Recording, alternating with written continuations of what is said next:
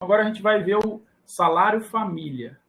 O salário família, ele é um benefício previdenciário que é devido ao segurado em razão da existência de dependentes. Então, na legislação, na Lei 8.213, ele tem previsão nos artigos 65 a 70. Ele também tem previsão constitucional.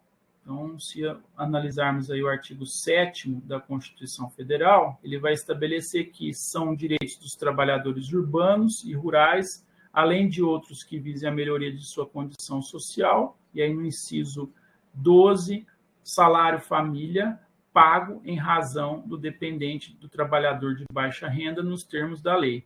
Mais adiante, no artigo 201, inciso 4º da Constituição, a gente ainda encontra a garantia do pagamento do benefício para os dependentes do segurado de baixa renda. Então, no 201, inciso 4º, também existe a previsão do salário família. A legislação ela determina que o benefício seja pago ao segurado empregado, inclusive o doméstico, ao trabalhador avulso, e esse benefício ele é pago na proporção do número de filhos ou equiparados, e aí até 14 anos de idade incompletos ou inválidos de qualquer idade. A comprovação, aí no caso de invalidez, a comprovação ela é feita por perícia médica no INSS ou então, eventualmente, num processo judicial.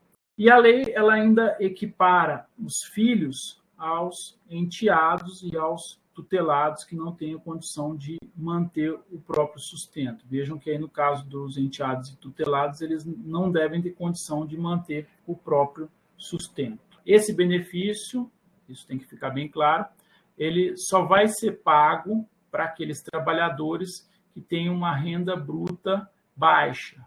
E essa renda bruta baixa ela não pode ser superior a R$ 1.503,25 a partir de 1 de 2021, isso conforme a portaria SEPRT/ME número 477.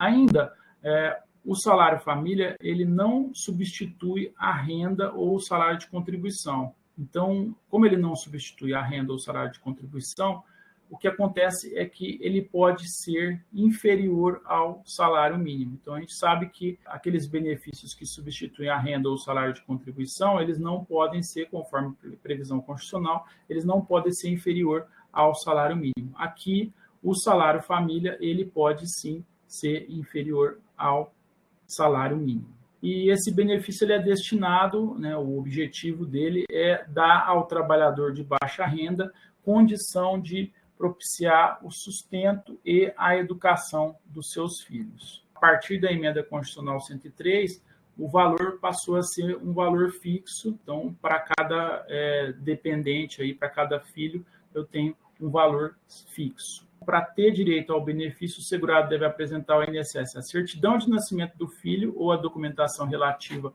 ao equiparado ou ao inválido.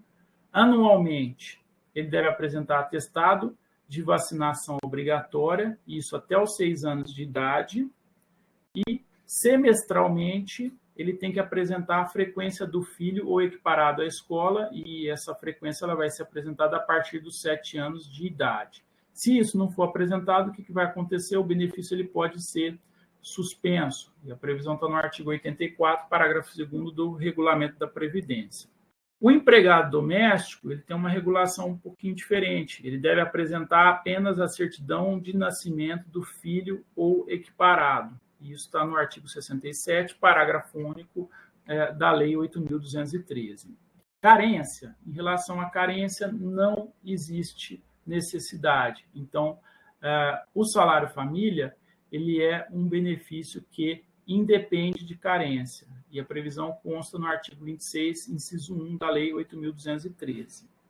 Quem que é o sujeito ativo desse benefício? Segurado empregado, empregado doméstico, avulso, servidor sem regime próprio de previdência e determinados segurados que já estão aposentados, e eles estão especificados no artigo 82 do Regulamento da Previdência Social. Depois a gente tem ainda que não tem direito ao benefício segurados contribuintes individuais, segurados especiais e facultativo. Pode ser que o pai e a mãe tenham direito ao benefício, aí eu tenho que analisar a renda de cada um deles separadamente. Se a renda de cada um deles não ultrapassar o limite máximo, eles podem, cada um deles, receber esse benefício, e lógico, esse benefício é revertido em favor dos filhos.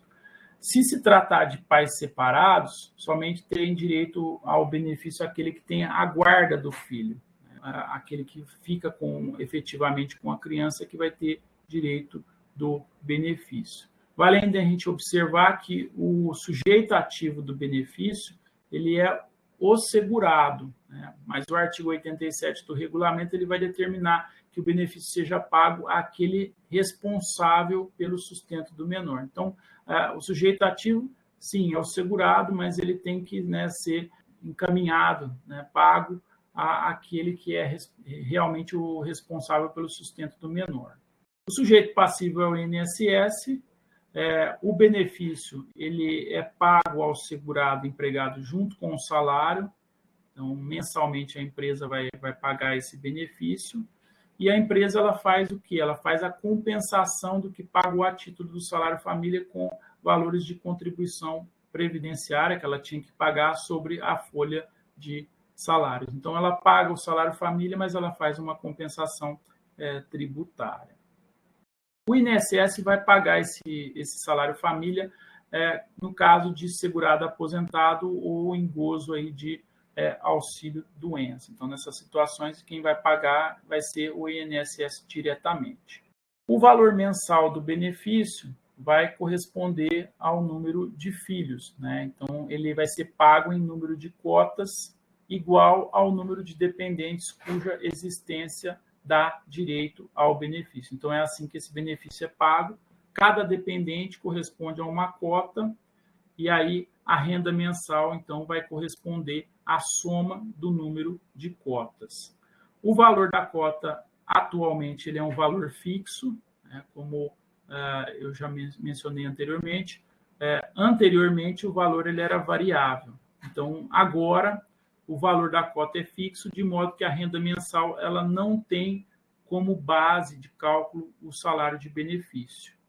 A partir, então, de 1/1 de 2021, o valor da cota ele é de R$ 51,27, e aí, independentemente da faixa salarial do segurado. Então, cada dependente receberia R$ 51,27.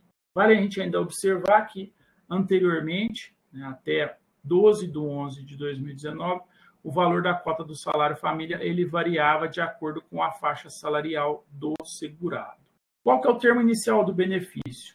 O termo inicial do benefício vai ser a data da apresentação da documentação exigida conforme a legislação, isso consta no artigo 67 da Lei 8.213, e o termo final, o encerramento do benefício, ele vai se dar por morte do filho, do enteado ou do menor tutelado, a contar do mês seguinte ao do óbito. Ou então, quando completar 14 anos, salvo-se inválido, e vai ser encerrado a partir do mês seguinte ao da data do aniversário. Outra situação é recuperação da capacidade do inválido, e o benefício vai ser suspenso a partir do mês seguinte ao da cessação da incapacidade. E a última situação, o benefício ele vai se encerrar pelo desemprego do segurado. Então, são essas as hipóteses de encerramento desse benefício, do termo final do benefício salário família.